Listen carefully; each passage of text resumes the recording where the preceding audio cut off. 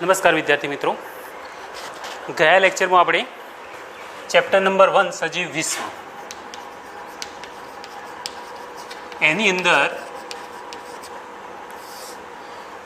3 મુદ્દાઓનો અભ્યાસ કર્યો હતો. કયા કયા હતા?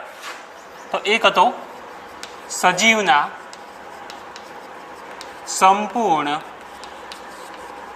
ગુણધર્મ તરીકે સભાનતા, એટલે કે સભાનતાનો અભ્યાસ કર્યો હતો.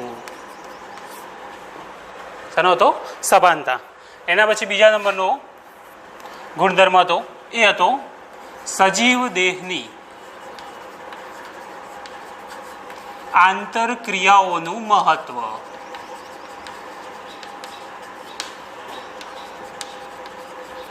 ત્રીજો મુદ્દો હતો જૈવ વિવિધતા, બાયોડાયવર્સિટી. તો 3 મુદ્દાઓનો આપણે અભ્યાસ કર્યો હતો. કયા કયા? સજીવના સંપૂર્ણ ગુણધર્મ તરીકે સભાનતા, સજીવ દેહની આંતરક્રિયાઓનું મહત્વ અને જૈવ વિવિધતા. 3 યાદ કરી લઈએ. તો સભાનતા એટલે શું? તો આપણે જાણીએ છીએ કે પર્યાવરણ પ્રત્યે અનુભૂતિ અને તેની સામે, એટલે કે તેની ઉત્તેજનાઓ સામે પ્રતિક્રિયા દર્શાવી, જવાબ આપો, એને શું કહેવાય? સભાનતા. જેમ કે મનુષ્ય આપણે સ્વયં સભાન છીએ. એના પછી સજીવ દેહની આંતરક્રિયાઓનું મહત્વ, તો એ આપણે કોષ અને પેશીના ગુણધર્મો દ્વારા સમજ્યા હતા કે કોઈ પણ પેશી હોય, કોઈ પણ સજીવની જે પેશી હોય છે એ તેમાં રહેલા જે પેશીના ગુણધર્મો છે એ તેમાં રહેલા કોષોના બંધારણને લીધે નથી હોતા, પરંતુ શાના લીધે હોય? તો કોષો વચ્ચે થતી આંતરક્રિયાઓનું પરિણામ છે.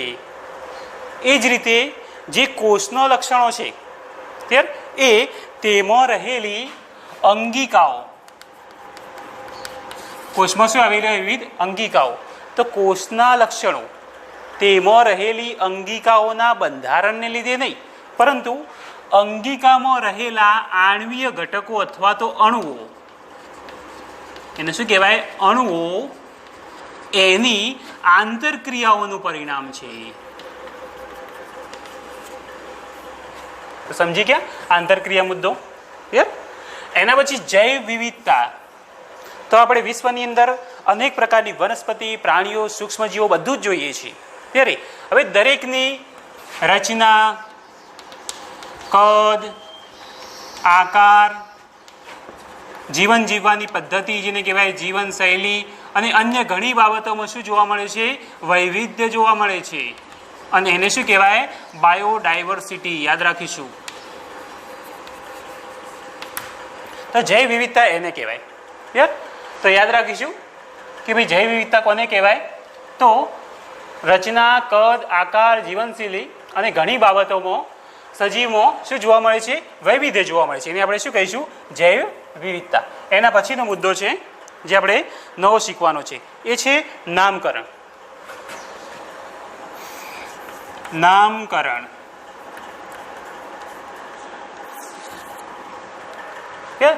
નામકરણ એટલે નામ આપવું. તો એની વ્યાખ્યા આવી છે કે ચોક્કસ નિયમોને અનુસરીને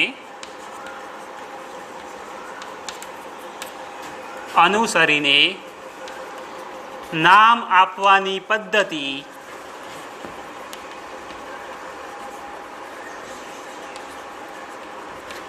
નામકરણ કહે છે. તો એકદમ સહેલી વ્યાખ્યા છે. નામકરણ કોને કહેવાય? કે ચોક્કસ નિયમોને અનુસરીને, એના સિદ્ધાંતો છે, વૈજ્ઞાનિક સિદ્ધાંતો છે, વૈજ્ઞાનિક નિયમો છે, કેટલાક માપદંડો છે, એના આધારે અથવા તો એને અનુસરીને જે નામ આપવાની પદ્ધતિ છે એને શું કહેવાય છે? નામકરણ. હવે આ નામકરણની આવશ્યકતા શા માટે, શા માટેની જરૂર પડે? તો એ જોઈએ.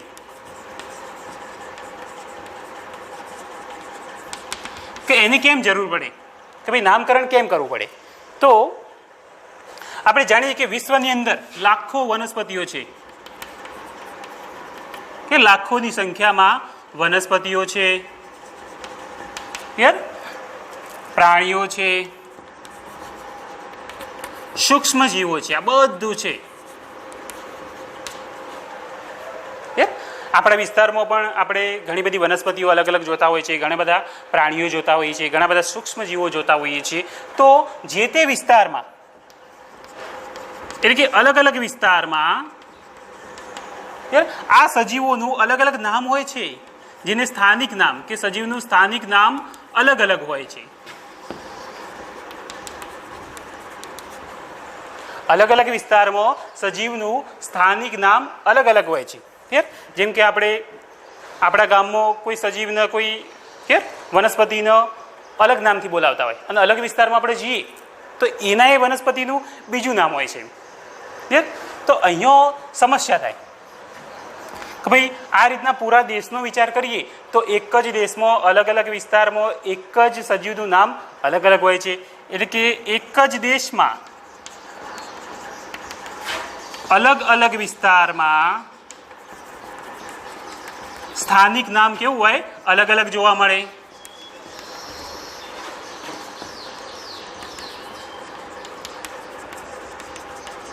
જેના કારણે એ સજીવ વિશે આપણે માહિતી મેળવવી હોય તો સમસ્યા સર્જાય.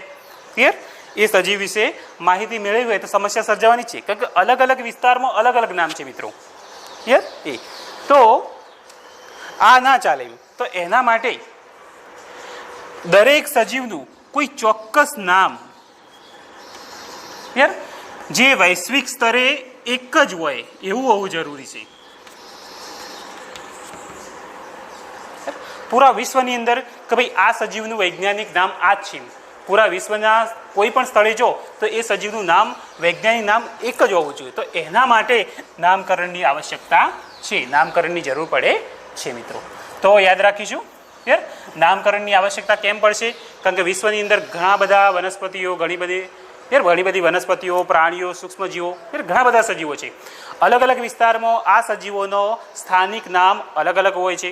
તો પૂરા દેશની અંદર એક જ સજીવના ઘણા બધા નામો જોવા મળે. તો એ સજીવનો આપણને અભ્યાસ કરવો હોય તો મુશ્કેલી સર્જાય. તો એના માટે એક ચોક્કસ વૈશ્વિક સ્તરે એક જ નામ હોવું જોઈએ અને એના માટે નામકરણની જરૂર પડે છે. હવે નામકરણ પદ્ધતિની વાત કરીએ.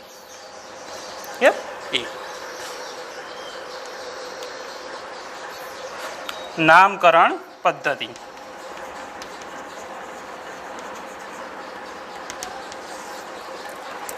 તો જે નામકરણ પદ્ધતિ છે એ વિશ્વના જે સારા વૈજ્ઞાનિકો છે એમણે વિવિધ પદ્ધતિઓ પ્રસ્થાપિત કરેલી છે. નામકરણ કરવા માટેની વિવિધ પદ્ધતિઓ પ્રસ્થાપિત કરેલી છે. અને આ જે નામકરણ છે, આ વૈજ્ઞાનિકોની પદ્ધતિઓ દ્વારા જે વૈજ્ઞાનિક નામકરણ થાય છે એ વિશ્વના બધા જ વૈજ્ઞાનિકોને સ્વીકાર્ય છે. એમોની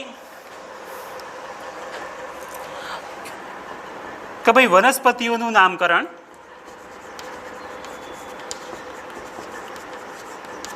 પછી પ્રાણીઓનું નામકરણ આવે.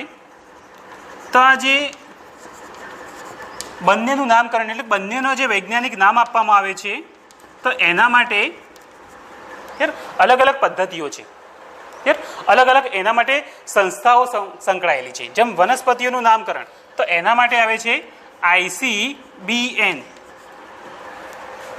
ICBN જેનું પૂરું નામ યાદ રાખીશું, international code for botanical નોમેનકલ્ચર.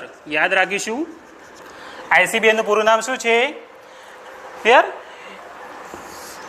International code for botanical nomenclature. એ જ રીતના પ્રાણીઓનું નામકરણ એના સાથે સંકળાયેલી સંસ્થા કઈ છે? ICZN. અહીંયા વનસ્પતિ માટે બોટાનિકલ શબ્દ આવશે, પ્રાણી માટે ઝૂલોજિકલ. બાકી બધું એમ તો એનું પૂરું નામ આવશે ઇન્ટરનેશનલ કોડ ફોર ઝૂલોજિકલ નોમેનકલ્ચર. એટલે નામકરણ પદ્ધતિ. તો યાદ રાખીશું કે વનસ્પતિઓના નામકરણ એ ICBN ના સિદ્ધાંતો અને માપદંડો પર આધારિત હોય છે.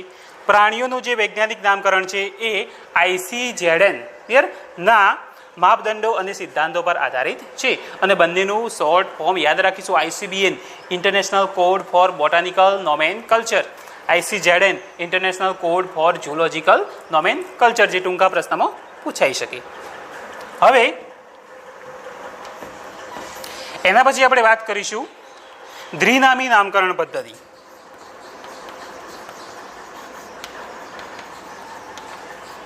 દ્વિનામી નામકરણ પદ્ધતિ.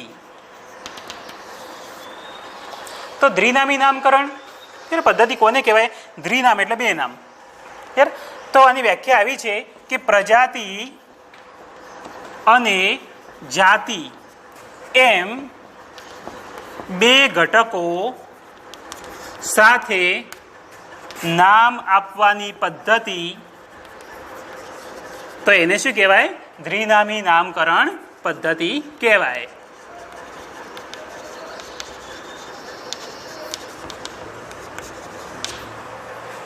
તો દ્વિનામી નામકરણ પદ્ધતિની વ્યાખ્યા યાદ રાખીશું મિત્રો.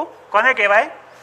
તો એની અંદર બે નામ એટલે કે પ્રજાતિ અને જાતિ બે ઘટકો આવશે. યાદ રાખીશું, પ્રજાતિ અને બીજો ઘટક છે જાતિ. ત્યારે તો પ્રજાતિ અને જાતિ એમ બે ઘટકો સાથે નામ આપવાની પદ્ધતિને દ્વિનામી નામકરણ પદ્ધતિ કહે છે. હવે આ જે દ્વિનામી નામકરણ પદ્ધતિ સૂચવનાર વૈજ્ઞાનિક કયો હતો? તો એ પણ ટૂંકા પ્રશ્નમાં પૂછાઈ શકે. તો એ વૈજ્ઞાનિકનું નામ છે કેરોલસ લિનિયસ. યાદ રાખીશું, શું છે? કેરોલસ લિનિયસ અથવા ટૂંકમાં લિનિયસ પણ કહેવાય છે ને. તો લિનિયસ નામના વૈજ્ઞાનિકે દ્વિનામી નામકરણ પદ્ધતિ આપી હતી. હવે એનું મહત્વ શું? તો આ જે પદ્ધતિ છે એ સર્વ સ્વીકાર્ય છે અને સરળ પદ્ધતિ છે એકદમ. ક્લિયર? પછી આ પદ્ધતિની અંદર વિશ્વની અંદર સજીવનું વૈશ્વિક નામ એક જ હોય. પૂરા વિશ્વની અંદર કોઈ એક સજીવનું નામ તમે જુઓ તો એ એક જ હોય છે. આવું નામ બીજા કોઈ સજીવ માટે વપરાતું નથી. યાદ રાખીશું, આવું નામ બીજા કોઈ પણ સજીવ માટે વપરાતું નથી. એટલે કે એક સજીવ માટે જે નામ વપરાયેલું હોય દ્વિનામી નામકરણ પદ્ધતિ મુજબ એ નામ બીજા કોઈ સજીવ માટે વપરાતું નથી. તો આ એક એનો ફાયદો છે કે જેથી અભ્યાસમાં સરળતા સર્જાય. હવે આ જે દ્વિનામી નામકરણ પદ્ધતિ છે એની અંદર બે ઘટકો આવે, પ્રજાતિ અને જાતિ. એમાં જે પ્રથમ ઘટક છે એ આવે પ્રજાતિ અને બીજો ઘટક છે અથવા પ્રત્યય કહેવાય એ આવશે જાતિ. ઉદાહરણ તરીકે હું આંબાનું જે વૃક્ષ આવે છે એનું વૈજ્ઞાનિક નામ છે માંજીફેરા ઇન્ડિકા. યાદ રાખીશું, શું નામ છે? માંજીફેરા ઇન્ડિકા. તો અહીંયા જે પ્રથમ શબ્દ છે માંજીફેરા, એ આંબાનું વૈજ્ઞાનિક નામ છે. તો પ્રથમ ઘટક શું કહેવાય? પ્રજાતિ. તો આ આંબાની શું કહેવાય? પ્રજાતિ. અને પાછળ જે ઇન્ડિકા શબ્દ છે એ શું કહેવાય? જાતિ કહેવાય. એ જ રીતના બીજું ઉદાહરણ હું લઉં મકાઈનું. તો એનું વૈજ્ઞાનિક નામ છે કે જીયા મેઇઝ. તો આ જે પ્રથમ ઘટક છે જીયા એ શું કહેવાય? પ્રજાતિ. અને પાછળ જે નામ છે એનું શું કહેવાય? જાતિ. તો આ હતી દ્વિનામી નામકરણ પદ્ધતિ. તો જે દ્વિનામી નામકરણ પદ્ધતિ છે એની અંદર બે ઘટકો આવે, પ્રજાતિ અને જાતિ. એ સૂચવનાર વૈજ્ઞાનિક કોણ હતો? Carolus Linnaeus. એનું મહત્વ શું? કે ભાઈ મહત્વ એ છે કે આની અંદર કે જે સજીવનું નામકરણ કરવામાં આવે છે વૈજ્ઞાનિક નામ એ વિશ્વની અંદર એ સજીવ માટે એક જ હોય છે. એવું નામ બીજા કોઈ સજીવ માટે વપરાતું નથી. એની અંદર નામકરણમાં પ્રથમ ઘટક પ્રજાતિનો, બીજો ઘટક જાતિનો. ઉદાહરણમાં આપણે આંબાનું લીધું, મેન્જીફેરા ઇન્ડિકા આ પ્રજાતિ, આ જાતિ. મકાઈ જીયામેઇઝ આ પ્રજાતિ, આ જાતિ.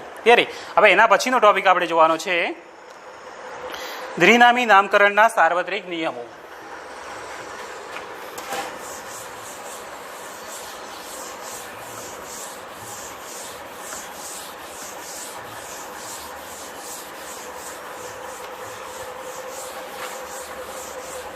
તો આ પણ એક અગત્યનો ટોપિક છે. દરેક ટોપિક શીખ્યા પછી, દરેક કોન્સેપ્ટ શીખ્યા પછી એનું રિવિઝન કરી લેવું અને એની નોંધ કરી લેવી કે જેથી તરત યાદ રહી જાય. એનું વારંવાર રીડિંગ કરવાનું મિત્રો. હવે એના પછીનો ટોપિક છે દ્વિનામી નામકરણના સાર્વત્રિક નિયમો.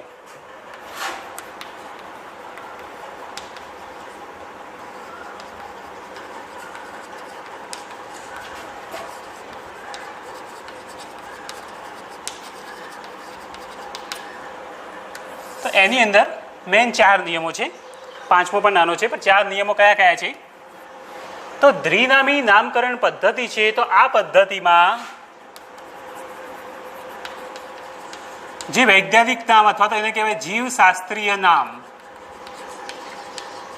અથવા વૈજ્ઞાનિક નામ એ લેટિન ભાષામાં લખાય. યાદ રાખીશું, લેટિન ભાષામાં અને ઇટાલિકમાં લખાય.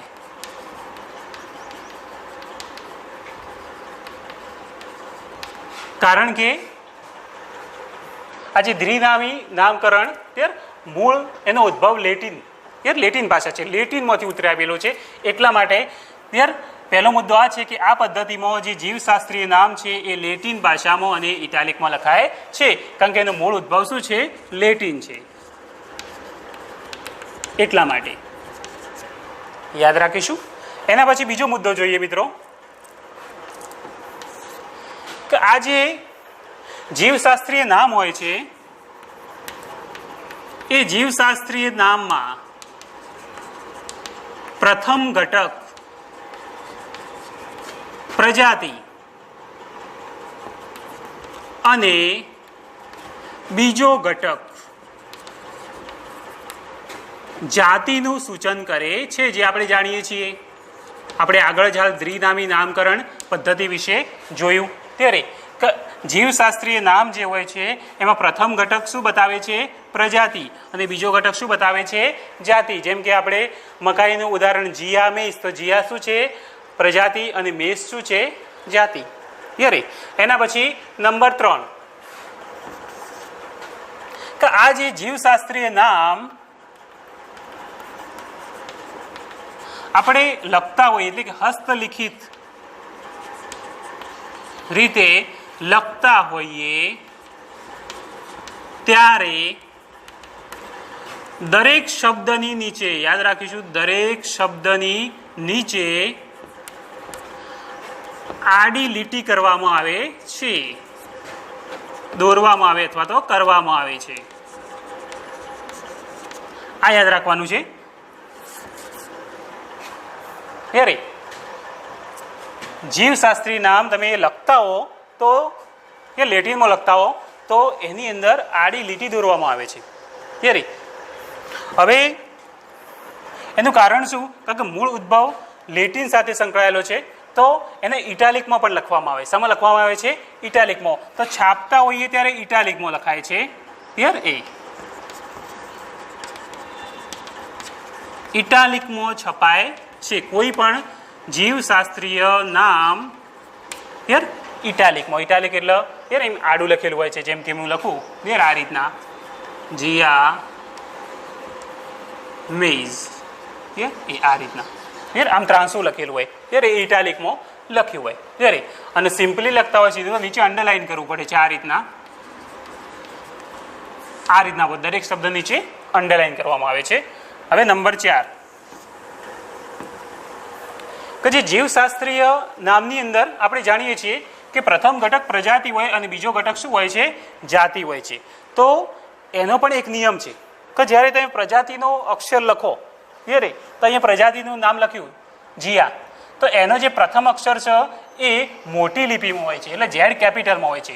અને જાતિનું નામ હોય છે એ નાની લિપિમાં હોય છે. જુઓ, કેપિટલથી નહીં પણ સ્મોલ લેટરથી નાની લિપિમાં લખાય છે. તો ચોથો નિયમ આ રહ્યો છે કે પ્રજાતિના નામનો પ્રથમ અક્ષર મોટી લિપિમાં, જેને શું કહીશું આપણે? કેપિટલ લેટરમાં. પહેલી ABCDમાં એટલે કેપિટલ લેટરમાં અને ચોક્કસ જાતિનું નામ, પાછળ જે જાતિ લખાય એનું નામ નાની લિપિમાં લખાય છે.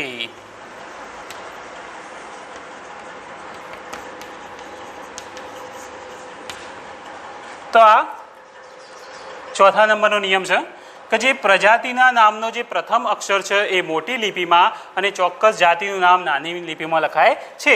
દાખલા તરીકે ઉદાહરણ લઉં આંબાનું, તો એનું નામ આવું છે કે માંજીફેરા ઇન્ડિકા.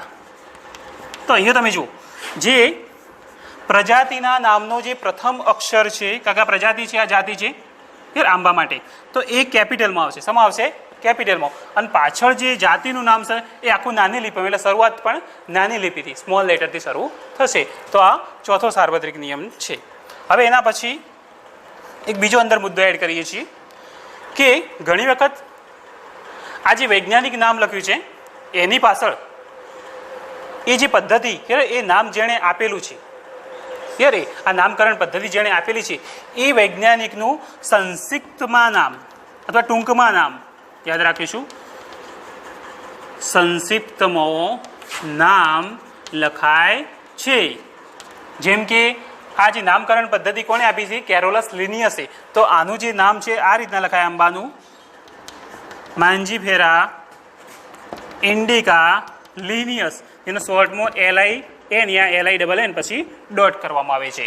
તો આ રીતના જે વૈજ્ઞાનિક નામ હોય છે એમાં જાતિની પાછળ, જાતિના નામની પાછળ યાદ રાખીશું, ચોક્કસ જાતિના નામની પાછળ શું વૈજ્ઞાનિક નામ સંક્ષિપ્તમાં લખાય છે, ટૂંકમાં લખાય છે. જેમ કે નામકરણ પદ્ધતિ લિનિયસે આપેલી છે, તો આંબાનું નામ, જૈવશાસ્ત્રીય નામ, વૈજ્ઞાનિક નામ આ રીતે લખાય, માંજીફેરા ઇન્ડિકા લિનિયસ LINN ડોટ. તો ફરીથી જોઈ લો, આ અગત્યનો ટોપિક છે કે ભાઈ દ્વિનામી નામકરણના સાર્વત્રિક નિયમો. તો એના મેઇન 4 નિયમો છે કે આની અંદર જે જીવશાસ્ત્રીય નામ હોય છે એ લેટિન ભાષામાં અને ઇટાલિકમાં લખાય છે, કારણ કે તેનો મૂળ ઉદ્ભવ શું છે? લેટિન છે. લેટિનમાંથી ઉતરી આવેલા શબ્દો છે. ત્યાર પછી આ જે જીવશાસ્ત્રીય નામ હોય છે એની અંદર પ્રથમ ઘટક પ્રજાતિ હોય છે, બીજો ઘટક કોણ હોય છે? જાતિ હોય છે. હવે જે જીવશાસ્ત્રીય નામ આપણે લખતા હોઈએ ત્યારે દરેક શબ્દની નીચે આડી લીટી દોરવામાં આવે છે, અને ઇટાલિકમાં લખીએ તો લીટી દોરવાની જરૂર નથી. ઇટાલિકમાં એટલે ત્રાંસુ લખવાનું છે, એ ઇટાલિકમાં છપાય છે. હવે ચોથો નિયમ અગત્યનો છે કે પ્રજાતિના નામનો પ્રથમ અક્ષર મોટી લિપિ, એટલે કે કેપિટલ લેટર, અને ચોક્કસ જે જાતિનું નામ છે એ નાની લિપિમાં લખાય. જેમ કે માંજીફેરા ઇન્ડિકા, તો M કેપિટલ છે અને જાતિનું નામ સ્મોલ લેટર નાની લિપિમાં છે. પછી એક એડ કર્યું છે કે ચોક્કસ જાતિના નામની પાછળ સંશોધક વૈજ્ઞાનિકનું નામ સંક્ષિપ્તમાં એટલે ટૂંકમાં લખાય છે. જેમ કે Mangifera indica Linnaeus means LINN dot. તો આજે આપણે શું શીખ્યા મિત્રો? તો નામકરણ વિશે શીખ્યા. નામકરણ, તો એની વ્યાખ્યા શું હતી કે ચોક્કસ નિયમોને અનુસરીને નામ આપવાની પદ્ધતિને શું કહેવાય? નામકરણ કહે છે. અને એ નામકરણની આવશ્યકતા શાના માટે છે? તો શાના માટે કે ભાઈ સજીવના નામની અંદર અથવા એના અભ્યાસની અંદર મુશ્કેલી ના સર્જાય એટલા માટે. આપણે જોયું કે ભાઈ દરેક સ્થળે, સ્થાનિક વિસ્તારમાં જે તે સ્થળે એનું સ્થાનિક નામ અલગ અલગ હોય છે. તો પછી પૂરા દેશમાં એક જ સજીવનો અલગ અલગ ઘણા બધા નામો થઈ જાય તો એ મુશ્કેલી ના પડે એટલા માટે ચોક્કસ વૈશ્વિક સ્તરે એક નામકરણ હોવું જોઈએ. એના માટે નામકરણ આવ્યું. પછી નામકરણ પદ્ધતિ વિશે જોયું.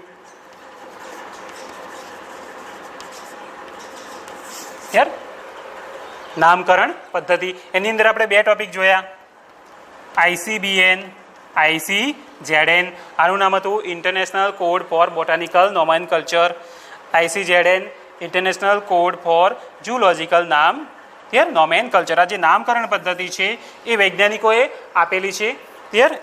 એની અંદર આ જે ICBN છે એ વનસ્પતિઓના નામકરણ સાથે સંકળાયેલું છે અને ICZN એ પ્રાણીઓના નામ સાથે સંકળાયેલું છે. યાદ રાખીશું એના પછી આપણે વાત કરી દ્વિનામી નામકરણ પદ્ધતિ. યાર દ્વિનામી નામકરણ પદ્ધતિ. તો દ્વિનામી નામકરણ પદ્ધતિ કોને કહેવાય? તો પ્રજાતિ અને જાતિ, પ્રજાતિ અને જાતિ એમ બે ઘટકો સાથે મળીને, બે ઘટકો સાથે મળીને જે નામકરણ કરવામાં આવે છે એને શું કહેવાય? દ્વિનામી નામકરણ પદ્ધતિ. તો દ્વિનામી નામકરણ પદ્ધતિ એ સૂચવનાર વૈજ્ઞાનિક કોણ હતો?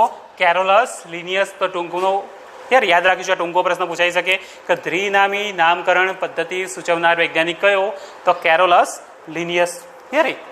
હવે આ જે દ્વિનામી નામકરણ પદ્ધતિ છે એની અંદર આપણે જાણીએ છીએ કે પ્રથમ શબ્દ અથવા પ્રથમ ઘટક પ્રજાતિ હોય છે અને બીજો ઘટક શું હોય છે? જાતિ હોય છે. જેમ કે આંબાનું વૈજ્ઞાનિક નામ મેન્જીફેરા ઇન્ડિકા. તો જે મેન્જીફેરા છે એ મિત્રો શું છે? પ્રજાતિ. અને ઇન્ડિકા શું છે? જાતિ. જીયા મેઝ લઉં તો જીયા શું છે? પ્રજાતિ અને મેઝ શું છે? જાતિ. તો આ રીતે દ્વિનામી નામકરણ પદ્ધતિ લિનિયસે સૂચવી છે. એના પછી આપણે જોયું કે દ્વિનામી નામકરણના સાર્વત્રિક નિયમો. તો મેન નિયમો 4 છે કે આની અંદર જે જીવશાસ્ત્રીય નામ હોય છે એ લેટિન ભાષામાં અને ઇટાલિકમાં લખાય છે. બીજા નંબરમાં જે જીવશાસ્ત્રીય નામ છે એની અંદર પ્રથમ ઘટક શું સૂચવે છે? તો પ્રજાતિનું નામ. બીજો ઘટક શું સૂચવે છે? તો જાતિનું નામ. એના પછી જ્યારે આપણે નામ લખતા હોઈએ તો એની નીચે આડી લીટી દોરવામાં આવે છે ત્યારે અને ઇટાલિકમાં છાપવામાં આવે છે. એના પછી જે પ્રજાતિ અથવા જાતિનું નામ લખીએ છીએ જીવશાસ્ત્રીય નામમાં, તો એની અંદર જે પ્રથમ અક્ષર હોય છે એ કેપિટલમાં હોય છે, મોટી લિપિનું, અને પાછળ જે જાતિનું નામ હોય છે એ નાની લિપિ એટલે કે સ્મોલ લેટરમાં હોય છે. એક્ઝામ્પલમાં મેન્જીફેરા ઇન્ડિકા એમ કેપિટલ છે, આ શરૂઆત નાની લિપિમાં છે. હવે ઘણી વખત